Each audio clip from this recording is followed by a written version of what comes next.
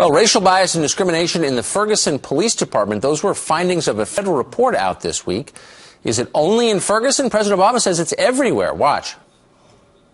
I don't think that is typical of what happens across the country, but it's not an isolated incident. Individuals or entire departments may not have the training or the accountability to make sure that they're protecting and serving all people and not just some. Is that true? Is white racism the biggest problem in America's police departments and poor communities? Well, we are honored to be joined this morning by Dr. Elvita King. She's the niece of Dr. Martin Luther King and a brand new Fox News contributor, and we're really glad to have you here this morning. Dr. King, thanks for coming on.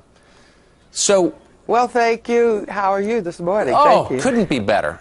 So some are saying that the president's plan is to basically nationalize police departments under the justification that they are irretrievably racist and therefore need to be run by the Justice Department. Do you think that's a wise thing to do?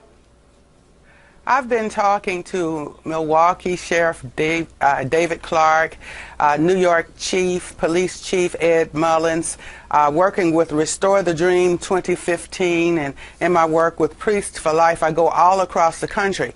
And so these kinds of outbursts and issues are occurring all over the country.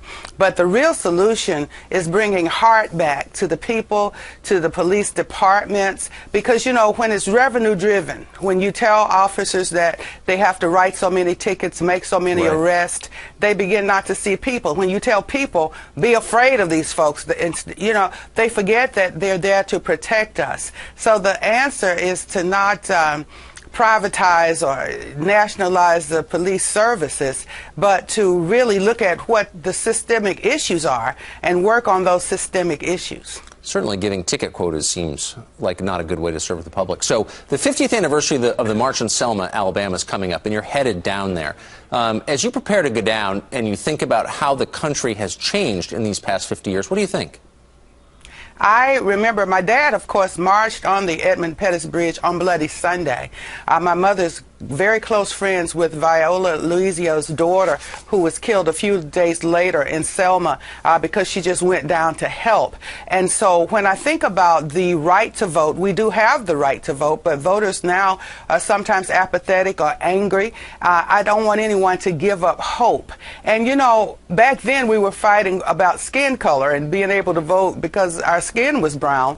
But now there are 55+ million of people who will never get to vote because of legal abortion in '73.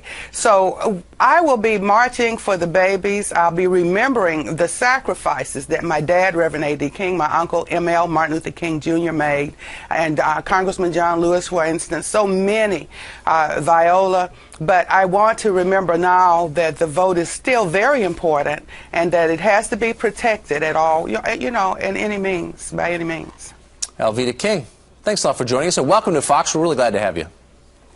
Thank you so much.